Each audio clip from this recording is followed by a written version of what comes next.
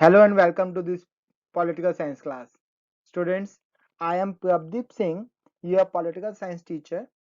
तो स्टूडेंट्स आज हम चैप्टर नंबर 1 क्लास 12 के chapter number 1 cold war and non aligned movement जो हमारा प्लस 2 क्लास के चैप्टर नंबर 1 है अकॉर्डिंग टू न्यू सिलेबस 2020-21 उसके अकॉर्डिंग जो चैप्टर नंबर 1 है उसके जितने भी 1 मार्क क्वेश्चन है, क्योंकि आप सभी को पता है कि हमारे फाइनल एग्जाम में प्लस 2 के एग्जाम में जो 20 मार्क्स के क्वेश्चन आने हैं वो क्वेश्चन जो आने हैं, जो 20 मार्क्स के क्वेश्चन आने हैं वो आने हैं 1 वर्ड, जो 1 मार्क्स के क्वेश्चन है वो सब हम इसमें करेंगे इस वीडियो में।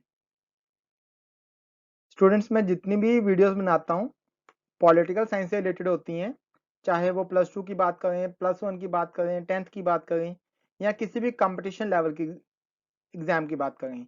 इसीलिए अगर आपको वीडियो अच्छी लगती है इसको लाइक कीजिए, अपने फ्रेंड्स के साथ शेयर कीजिए, चैनल को सब्सक्राइब कीजिए अगर फर्स्ट टाइम यहाँ पे आप एंटर किए हो, फर्स्ट वीडियो देख रहे हो हमारे चैनल की, और बेल आइकन पे क्लिक कीजिए ताकि आपको आने वाले जितने भी नोटिफिकेशन है वो आपको रिसीव हो पाए। तो स्टूडेंट्स, हमारा फर्स्ट क्वेश्चन है, when was the USSR Cuba into the Russian base? USSR ने क्यूबा को रशियन बेस के तौर पे कब बनाया था, किस ईयर में? ऑप्शंस हैं 1960, 1948, 1964 और 1965। इसका करेक्ट आंसर है 1962।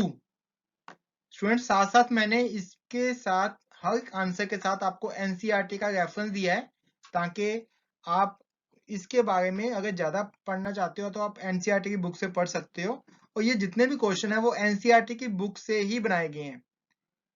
तो जितने भी पेपर एनसीईआरटी के बेस पे आते हैं उनके लिए ये वीडियो काफी अच्छी है, और ये रेफरेंस भी एनसीईआरटी बुक का ही लिया जाता है।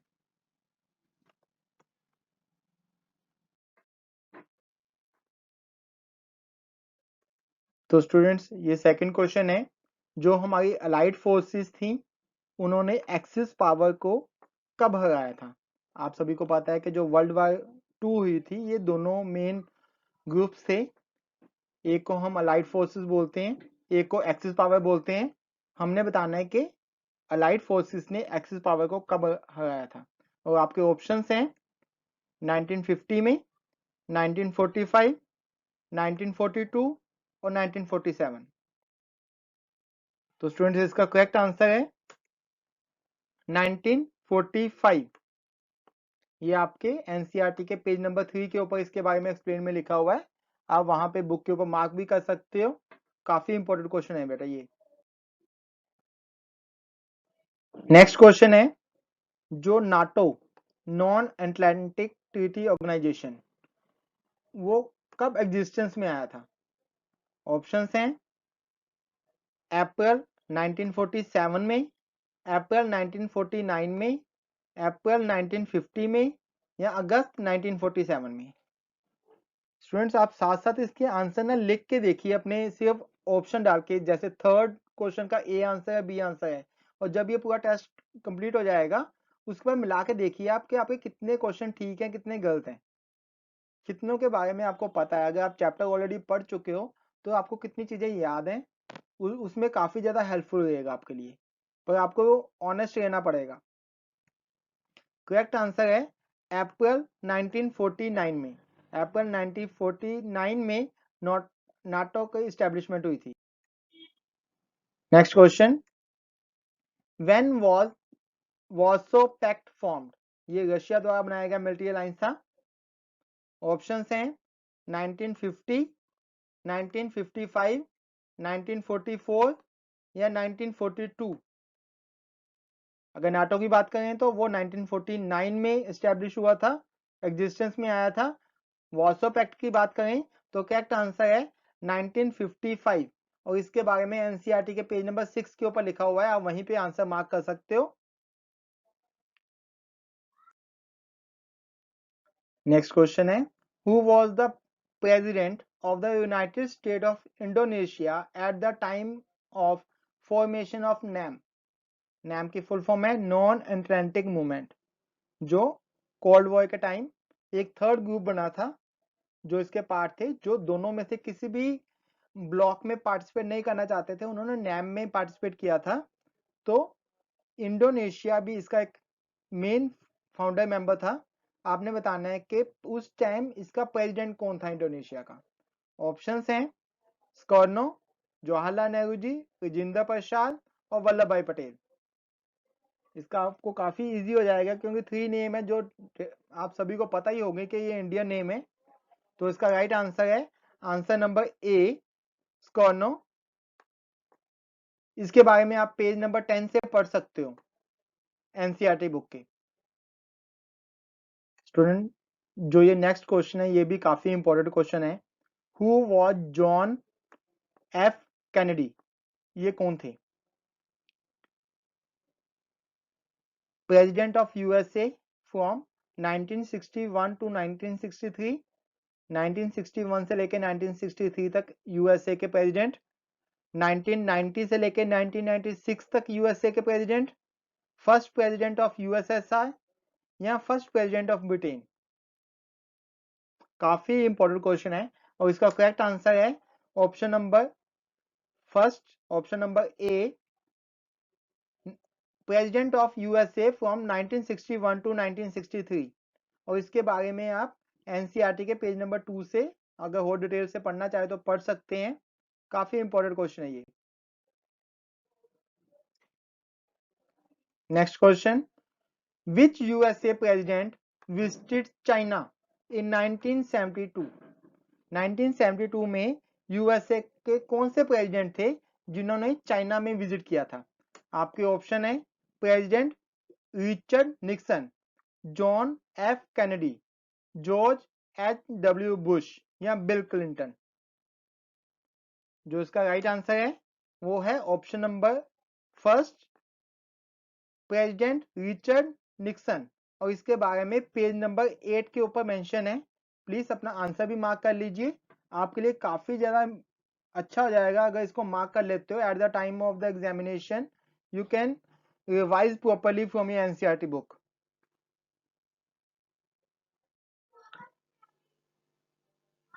नेक्स्ट क्वेश्चन है, जो अमेरिका द्वारा बनाया गया मार्शल प्लान था उसका क्या गोल था? What was the goal of the Marshall plan? Options हैं नंबर 1, यूएसएसआर को ग्रांट प्रोवाइड करवाने के लिए, चाइना की जो गवर्नमेंट है उसके स्ट्रक्चर को डेवलप करने के लिए, जो वर्ल्ड वॉर 2 के टाइम जो भी इकोनॉमिक लॉस हुआ था उसको रिकवर करने के लिए, और कम्युनिस्ट पार्टी की इन्फ्लुएंस को कम करने के लिए। आपने बताना है कि मार्शल प्लान का क्या गोल था। तो जो इसका राइट आंसर है वो है option number third,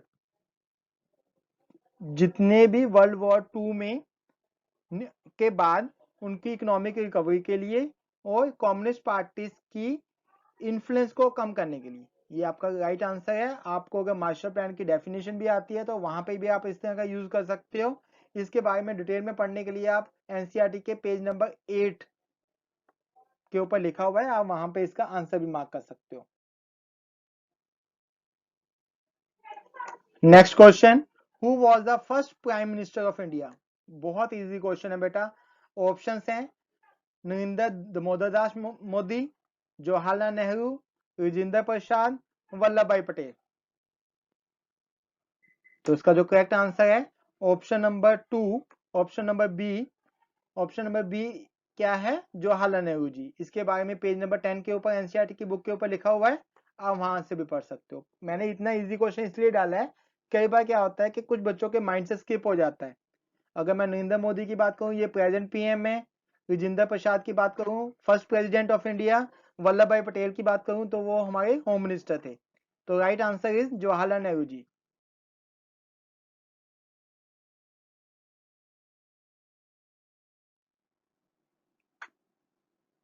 yes. Next question है, why smaller states join the super power?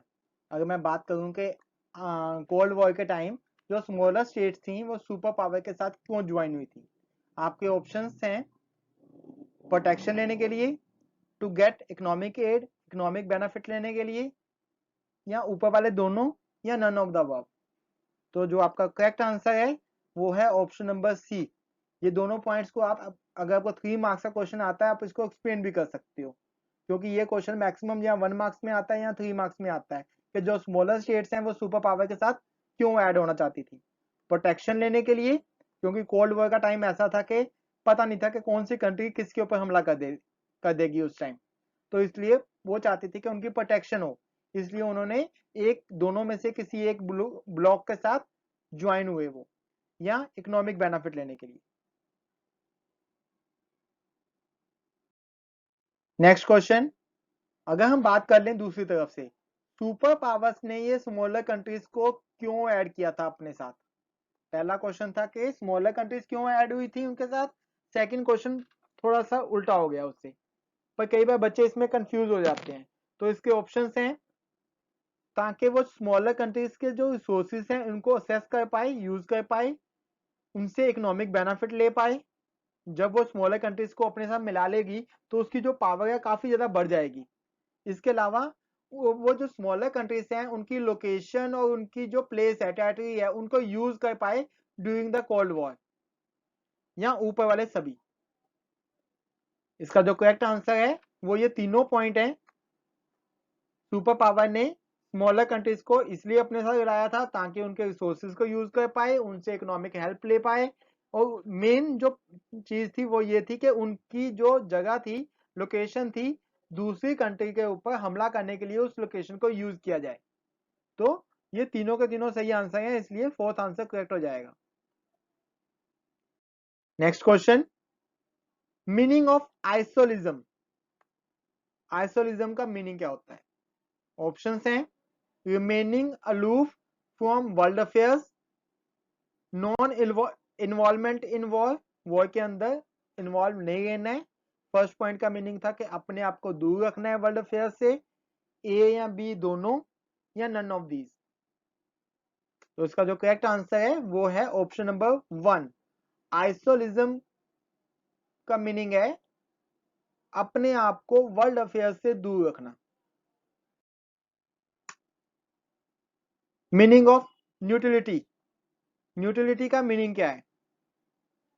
remaining aloof from the world affair, non-involvement in war, a policy of staying out of war, अपने आप को war से बाहर रखना, या पार्टिसिपेट इन वर्ल्ड अफेयर्स, सभी world affair के अंदर पार्टिसिपेट करना। न्यूट्रलिटी का मीनिंग क्या है। तो इसका जो करेक्ट आंसर है वो है ऑप्शन नंबर 3। ये एक पॉलिसी है जिसके अकॉर्डिंग अपने आप को वॉर से बाहर रखना, किसी भी वॉर में पार्टिसिपेट नहीं करना है। तो इसके बारे में डिटेल में पढ़ना चाहते हो तो एनसीईआरटी के पेज नंबर 11 के ऊपर +1 की बुक में, +2 की बुक के अंदर लिखा हुआ है, आप वहीं से पढ़ सकते हो। Next question, which revolution is attempted to design a society based on principle of equality. Students आपको सभी को वैसे पता होगा, हमने छोटी क्लासेस में भी पढ़ा हुआ है, 9th 10th में पढ़ा हुआ है कि इक्वालिटी की बात करते हैं तो कौन सी रेवल्यूशन के साथ रिलेटेड है। Socialist revolution, French revolution, British revolution, या नन ऑफ दीज। अगर प्रिंसिपल ऑफ इक्वालिटी की बात करते हैं तो इसका जो करेक्ट आंसर है वो है ऑप्शन नंबर 1, सोशलिस्ट रेवल्यूशन। अगर हम यूएसएसआर की शुरुआत की बात करें तो इसी रेवल्यूशन के बेस पे ही उसकी शुरुआत हुई थी। तो socialist revolution is the correct answer.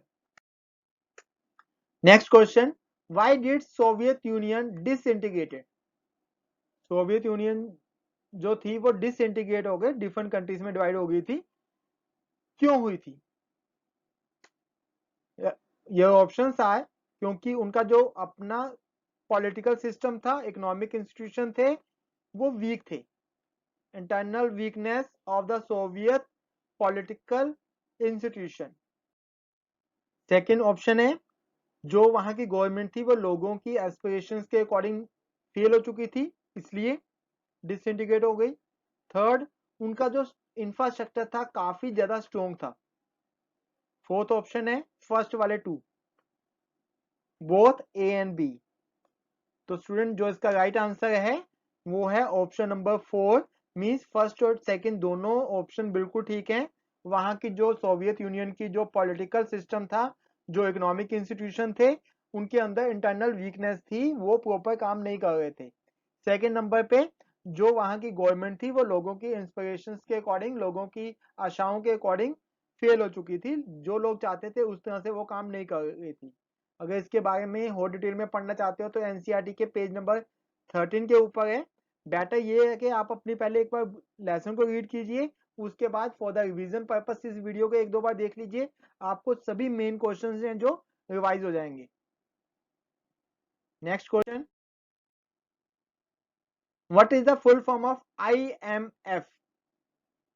ये एक इंटरनेशनल लेवल की ऑर्गेनाइजेशन है, आपने इसकी फुल फॉर्म बतानी है IMF।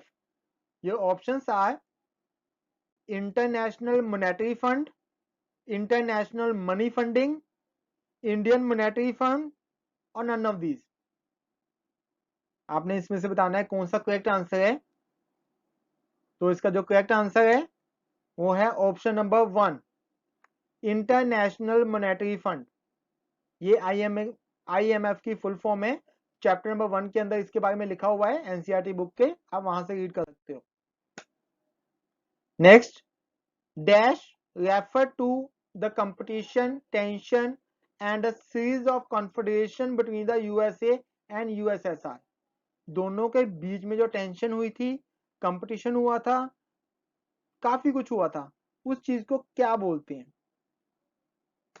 Hot war, cold war, colonial war या रिलीजियस वॉर? ये आई थिंक सभी बच्चों को इसका आंसर पता होगा, जिसको फर्स्ट चैप्टर का नेम भी पता है उसको भी इसका आंसर पता होगा। तो इसका जो करेक्ट आंसर है ऑप्शन नंबर 2, कोल्ड वॉर, इसका करेक्ट आंसर है। बाकियों का मीनिंग डिफरेंट है, इसके बारे में आप पेज नंबर 3 के अंदर डिटेल में लिखा हुआ है, आप वहां से पढ़ सकते हो। ये जो क्वेश्चन है आप इसको भी लर्न कर सकते हो, ऐसे meaning of the cold war you can write this also. Next question है, जो नॉन अलाइन मूवमेंट थी उनका क्या ऑब्जेक्टिव था? The objective of the non alignment movement include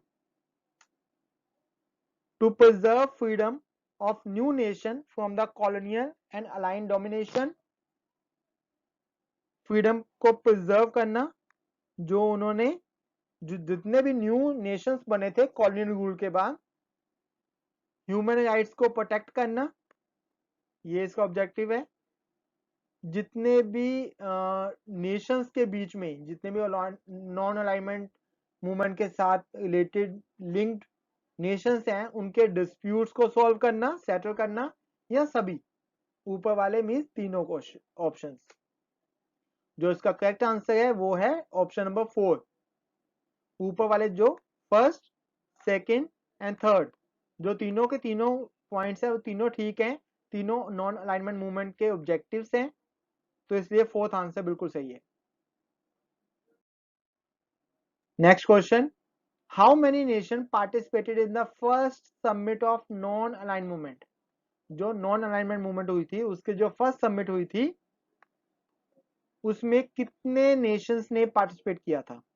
very important question. 25, 35, 50, 22? तो जो इसका करेक्ट आंसर है वो है ऑप्शन नंबर 1। ये क्वेश्चन काफी ज्यादा इंपॉर्टेंट है क्योंकि जो 25 मेंबर्स ने पार्टिसिपेट किया था, इंडिया भी उसमें से एक था, इसलिए ये क्वेश्चन हमारे इंडिया के बिहाफ पे काफी ज्यादा इंपॉर्टेंट हो जाता है। अगर इसके बारे में हो ज्यादा डिटेल में पढ़ना चाहते हैं तो एनसीईआरटी के पेज नंबर 10 के ऊपर लिखा हुआ है, आप वहां से पढ़ सकते हो, और इवन ये क्वेश्चन का आंसर है वो भी वहां पे मार्क कर सकते हो। थैंक्स स्टूडेंट्स इस वीडियो को एंड तक देखने के लिए। अगर फर्स्ट टाइम इस चैनल पे आए हैं तो चैनल को सब्सक्राइब कीजिए और बेल आइकन को क्लिक कीजिए ताकि आने वाले जितनी भी नोटिफिकेशन है वीडियोस की आपको मिल पाए। Thank you.